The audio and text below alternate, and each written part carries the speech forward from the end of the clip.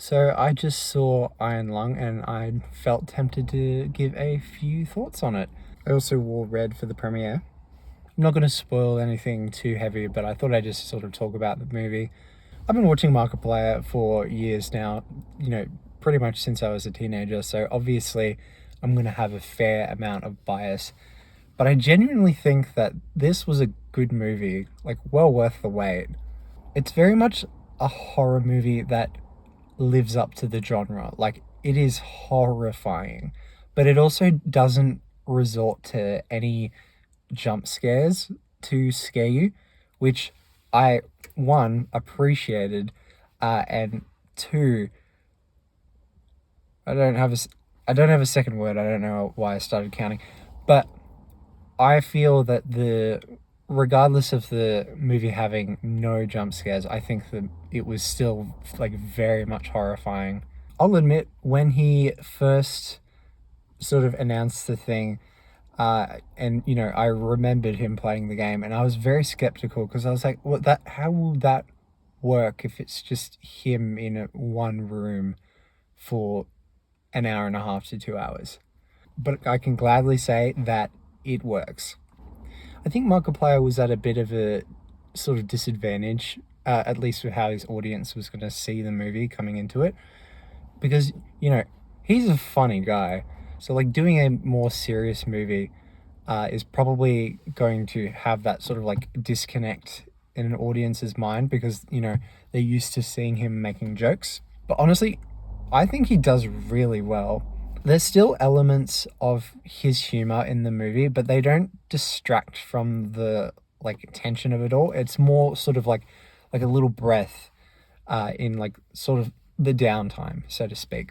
There were like genuine moments where like his acting was really good, I feel. Even if you aren't a Markiplier fan, you don't really watch his stuff. If you like horror, I think you'll enjoy it. I'll admit I haven't really watched a lot of horror movies, but we all really know that there's like kind of a formula. Everything's normal. A monster starts showing up, starts killing people. Monster gets killed, everything returns to normal. And while to a degree, you could argue that Iron Lung does kind of fit that, I think the way that the movie is structured kind of changes that structure a bit. And the structure isn't perfect, but I think it is different to sort of the formula of other horror movies. Now, of course, this is not a perfect movie. I'm not going to argue that, and uh, even though usually after I see a movie, I don't have a lot of thoughts after I watch most movies. But there were a few things that I noticed that could have probably been better. While a lot of the movie is just Mark by himself, which, going on a tangent, I think the dialogue dialogue of when he's by himself, like the stuff that he says when he's alone, I felt was pretty natural, and I was like, yeah, I would totally say that if I was alone in a submarine deep under the sea and everything started going to shit. Of course, I would start speaking to myself. Yeah, all that dialogue felt natural.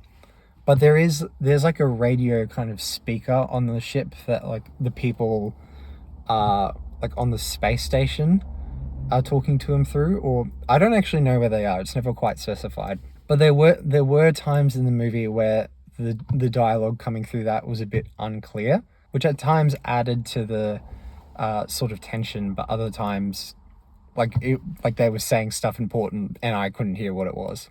I think like some of the shots weren't the best that they couldn't have been, but there were also some really, really good ones as well, like some really good cuts to and from. But there were some that I was just like, oh, we probably could have gotten a better angle on this. And while some people may argue that the film feels slow paced, personally for me, I really enjoyed the pacing that it was at. Honestly, after watching Stranger Things Season 5, rest in peace Conformity Gate, I really liked the slower pace where they didn't really feel the need to get up in my face with information, at least not until the end when things get very intense. I'm probably forgetting some thoughts, but I think I'll leave that here for now. All in all, I would recommend this movie to anyone who either likes horror or is a Markiplier fan. I think it is well worth the watch. And even though it's not a perfect movie, I think it sets a good precedent. I think I'll leave this car review here. Have a good one.